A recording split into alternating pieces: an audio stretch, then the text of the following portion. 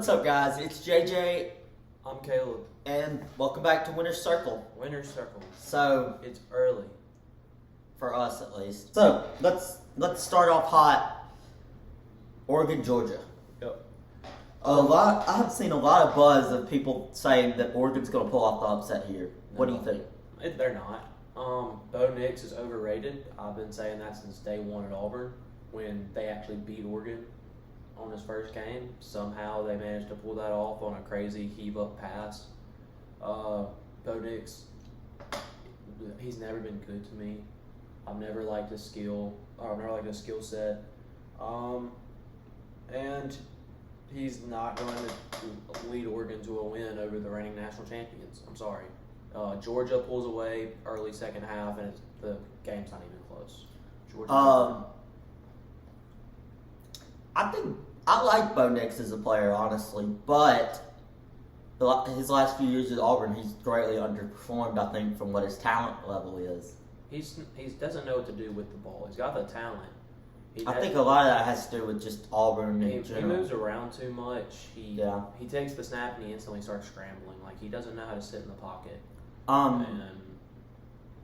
But yeah, I don't buy into any bit that he's going to be able to take Oregon to a win over Georgia. And also, you got to remember, Oregon's got a coaching change. This is a first-year head coach. I don't see any way that Oregon wins this game, so I'm taking Georgia as well. Yeah. Next game, also at 2:30 on Saturday, Cincinnati, Arkansas. Yep. I guess I'll give my thoughts first on this one. Yeah. This is going to be a tough game for both teams. Whoever wins, I think it's going to be close. I don't see any team pulling away. But I think Arkansas is going to win this game because they need to win the game more, if that makes sense. Cincinnati can lose this game and still win 8 or 9 games with their conference, and probably will with their conference. Mm-hmm. Arkansas, we talked about their schedule before on this show. They have the toughest schedule, I think, in the country. Yeah. They have the toughest stretch of games, I think, in the country. And this is a game that's winnable for them that they need to win because this game could be the difference between 5 wins or 6 wins. Yeah, with how tough their schedule is. It really could be, and that's something that I hadn't really thought about. Arkansas is a team that I think is overhyped going into the season. I would agree. But also, they are a very good team. Yeah. But, Cincinnati was in the playoffs last year. They did lose their quarterback, did lose 2 corners on the defensive side. But I think Cincinnati wins this game. I really do. I don't know why. Maybe it's just me wanting that to happen, but I do. I think Cincinnati wins this game. I like Cincinnati's coaching staff more than I like Arkansas's, I guess is the big reason. I think, yes, Sam Pittman has done a much better job at Arkansas than most anybody expected. But honestly, I see him a lot like an Ed Ogeron. Great motivator, great guy that the players want to play for. But when it comes down to the actual football side of things, I don't know if he's on par with some of these other guys. Luke Fickell at Cincinnati is a great coach. So, yeah, I'm taking Cincinnati. So, next game we're going to talk about. A lot of these games with SEC teams that, it's kind of a no-brainer that who's going to win. I'm going to kind of skip over. Utah, Florida. I would say this is also a no-brainer who's going to win, Absolutely. but it's a game worth talking about. It's a game worth talking about. Obviously, Utah's going to win. Yeah. As excited as I am to start rooting for Florida again because I've missed rooting for Florida in the past couple of years, thanks Dan Mullen. But I love the Billy Napier hire. Yeah. I really do love that hire. I've talked about Billy Napier a lot on this show, and I think Florida, if the fans give Billy Napier time, is going to be a contender in the East every year. Yeah. But that's not this year, and that's not winning them the game against a top 10 opponent. Yeah. Utah's a very good team. Utah wins this game. Utah's a very good team, and I don't see Florida having much of a chance in this game. Yeah. Utah's only a 3-point favorite going in. I think That's low. they easily cover the spread. Yeah. For sure.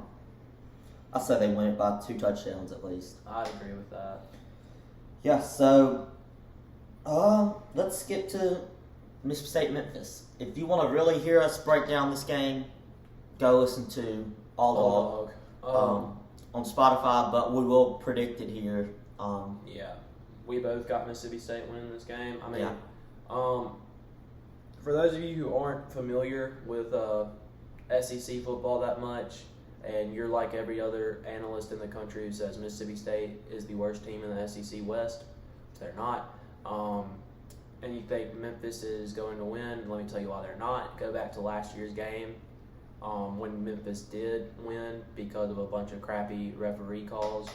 Mike Leach is mad. He has come out and said they are going after it full force. The Mississippi State team, all the returning players, that's majority of the lineup is returning players. They're all very mad about this game. Mississippi State's going to come out swinging and win this game big. Yeah. Just because of that. Normal circumstances, let's say last year Mississippi State wins, I could see Memphis winning this game. But after this, with the circumstances of last year, no way Mike Leach loses this game. Yeah.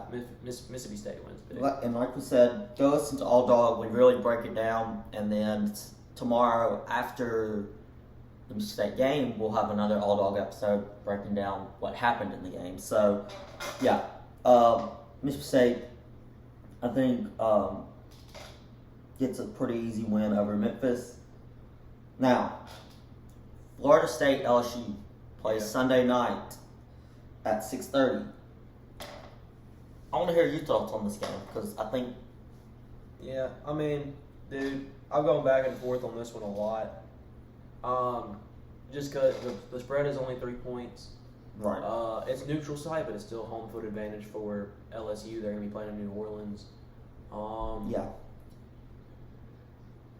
I think Florida State having that first game under their belt helps them. I think Brian Kelly's going to turn LSU into a powerhouse. Yeah. I don't see it happening in year one. Florida lost a lot of talent.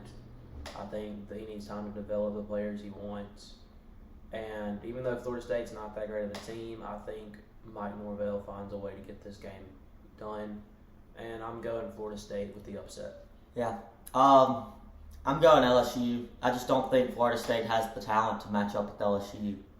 And like you said, with it being in New Orleans, it's going to be a heavy LSU crowd. For sure. I just don't see Florida State winning this game. I've got LSU. That's fair. Yeah, so let's kind of shift out of the SEC now that we've hit a lot of those games. So,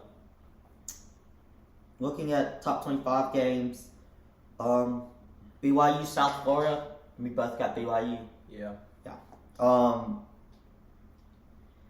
The big game on Saturday. Well, it's a top 5 matchup. Probably shouldn't be a top 5 matchup, but it is. Notre Dame, Ohio State. You want me to go first? Yeah. Okay. I don't know why people are making this seem to be like it's a big game. Ohio State destroys Notre Dame. Notre Dame's not a top 5 team. Notre Dame, in my opinion, is not even a top 10 team. And Ohio State is one of the best teams in the country. Ohio State wins this game running away with it. It's not even close. Yeah. Sorry to you Notre Dame fans who always think your team is the best in the country. You're not. And that's going to be proven Saturday when Ohio State clobbers you 56-10. So, that it might not be that much. Yeah. But I don't know about that much. It's not going to be that much. Ohio State's going to win this game easily. Big. Yeah. I don't see Notre Dame standing much of a chance in this game. So let's go to Monday night. Clemson, Georgia Tech. Yeah, this one's interesting because Georgia Tech's got that weird offensive system. Not anymore. They don't. They get a new coach. Yeah. Never mind. It's not as interesting anymore. I think they gave Georgia Tech like a 5% chance to win this game, like 5.7. I have Clemson winning. I think it's closer than the experts say. The Sea Lion picked Georgia Tech to win. Therefore, I have to give Georgia Tech some credit because this is how I base my games. But yeah, Clemson wins, but I think it's closer than most people think. Clemson wins easily. Georgia Tech is one of the worst teams in the SEC. I mean the ACC. I think it's closer than people think. I don't. But Clemson does win the game. Clemson winning the game pretty easily. Georgia Tech's just not very good. So TCU, Colorado. They're playing tonight. They're playing tonight? Well, they're playing Friday night. So. TCU, Colorado. Yeah. TCU's a 13.5 point favorite, and I think they win this game. I agree with you. Illinois, Indiana. Illinois looked really good last week. So what's your thoughts on that? You know me. I'm not big on Illinois. Is this tonight also? Or is it Saturday? Tonight. Give me a second. Let me pull up some stats on it. You know me. I'm not big on Illinois. I don't think Illinois wins this game. I know that the spread is only the spread's 1.5. Indiana's got a 52.7% chance to win. On the road at Indiana. Indiana's that program's been building little by little for the past few years. Yeah. And I don't see Illinois winning this game. I got Indiana. I think it's going to be a close game. I think it could go back and forth. Indiana was a big disappointment last season. People really thought they were going to take that next step into being a real Big Ten contender. They didn't. So, I don't know, but I'll take Indiana. I got to see more from Illinois than what we saw last week. Last weekend they looked very good, but it was against Wyoming. So, we'll see how they look this weekend. But I'm taking Indiana. Yeah, so, I mean, there's Rutgers, Boston College. Not a very exciting game. But Rutgers looked good at times last year, especially for their standards. Let's say they won 5 or 6 games. I'd say they probably win this game too. I agree. Rutgers wins this game. They are heavy underdogs. The spread's only 7 points. Yeah. I don't know. Maybe Boston College has something I'm not aware of, but I don't know. I'm looking at the last 5 games of last year. Boston College won 2 of those. Rutgers won 1. But you also got to look at who Rutgers played. They almost played the same exact teams. They both played Wake Forest. Both lost to Wake Forest. Yeah. Maryland, Penn State, Indiana, and Wisconsin.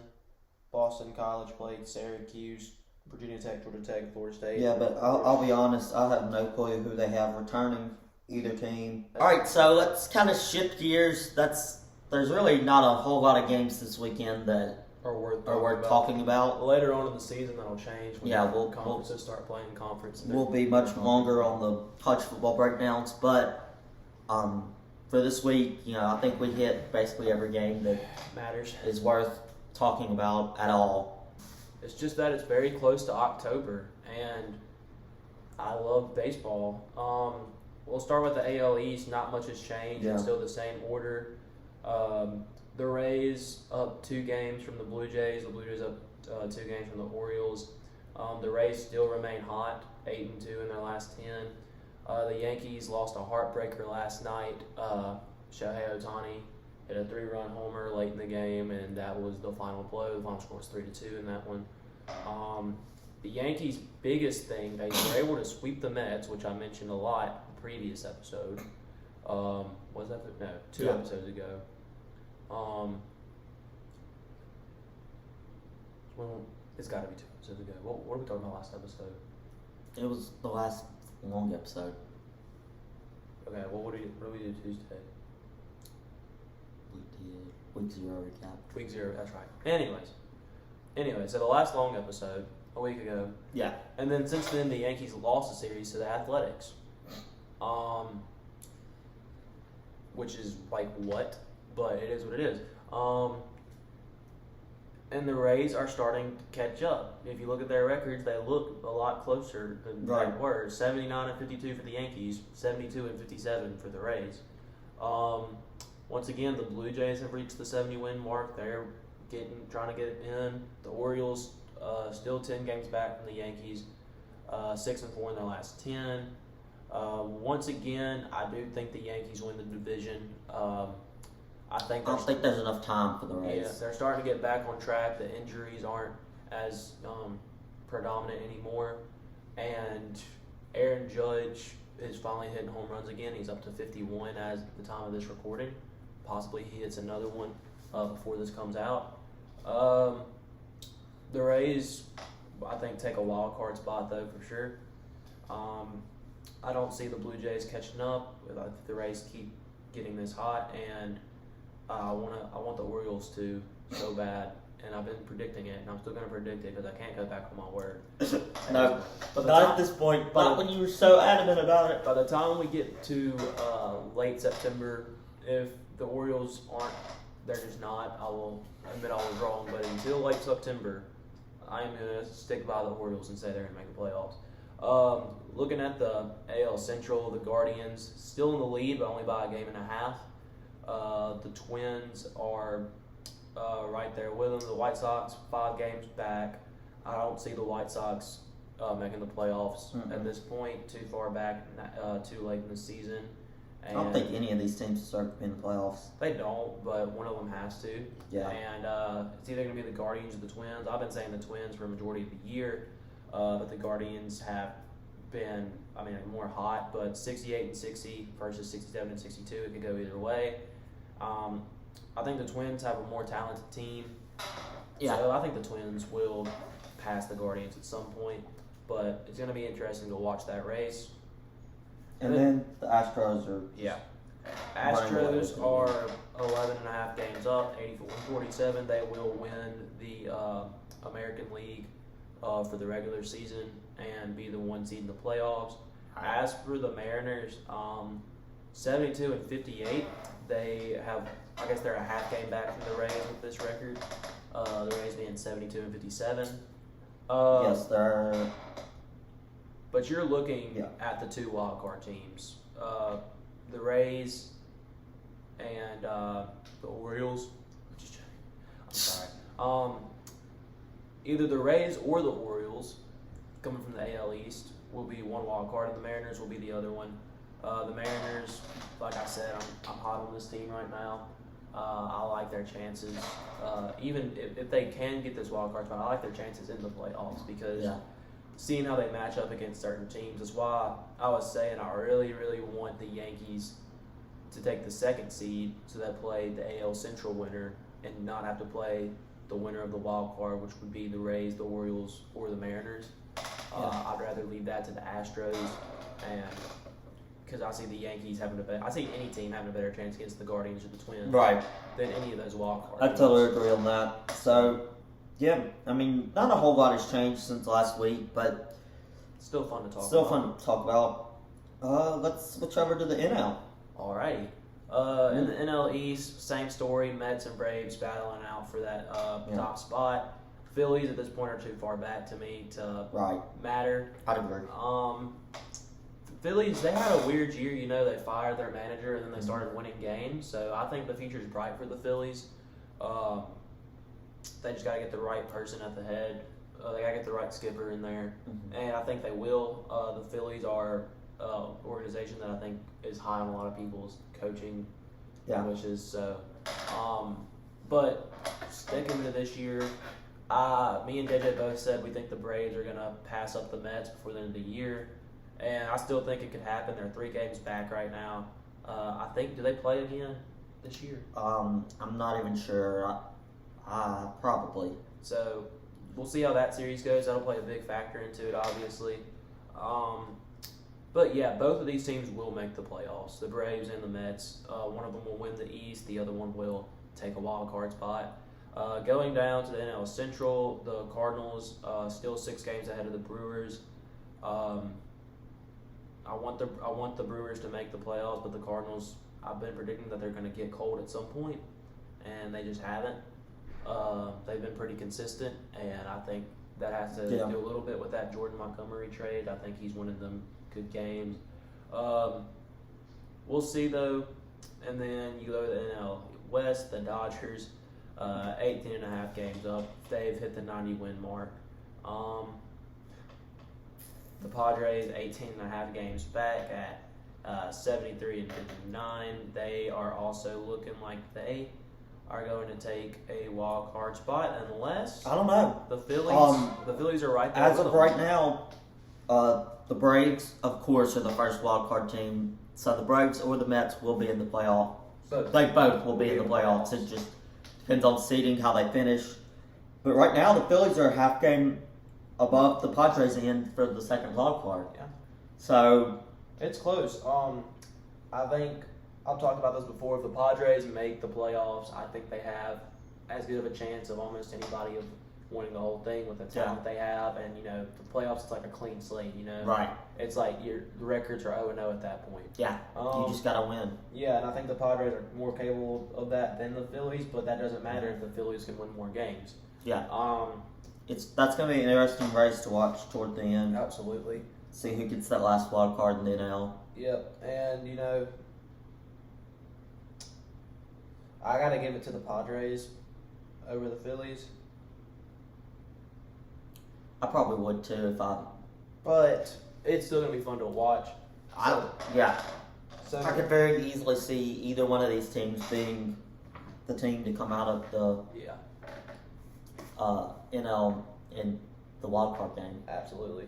So my playoff prediction as a whole: the 1 seed for the AL, the Astros; the 2 seed, the Yankees; the 3 seed, the Guardians; and the wild card will be the Mariners and the Orioles. The National League, I got the Braves winning the East. I have the Cardinals winning the Central, and the Dodgers, of course, winning the West. And the wild card, I got the Mets and the Padres. And that's my prediction. The only thing I would change is AL wild card. I'm not saying the Orioles get in. It's going to be the Rays and the He's Mariners. such a hater. He's such a hater, man. No, I'm just realistic, I guess. I'm just realistic, I guess. I don't want to see an underdog win the game. Well, they're too far back at this point. No, they're not. From a wild card spot, they're 68 and 61. They're only 2 games back from the Blue Jays. They're 4 games back from the Rays, and they are 3.5 back from the Mariners. Yeah, that's not too far back. You got a whole full month of baseball left. Today is the first day of September for us. Whole month of baseball, and then another quarter of a month or half of a month. Right. And I think that's plenty of time. The Orioles get hot, and a couple of teams slip up. Watch out. Orioles are making the playoffs. Believe. We'll see. Believe. That very well could be the case. Yeah, so, this is a shorter episode than normal with our long episodes, but I think still a good episode. Yeah. But there wasn't much news out right that we normally talk about. It was just us talking about college football up, and Major League Baseball. So, yeah, we will have the NFL also starting up next week. So we'll have a lot to talk about next week. You'll have a lot to talk about. Yeah. I did not pay attention to the NFL that much. Thanks for storing our backdrop. You're welcome. But, yeah, so like I said earlier, subscribe if you haven't. Go follow us on all of our socials. And, yeah, anything you got to say? All right. Go Yankees. Okay. So, we'll see y'all Tuesday for another episode.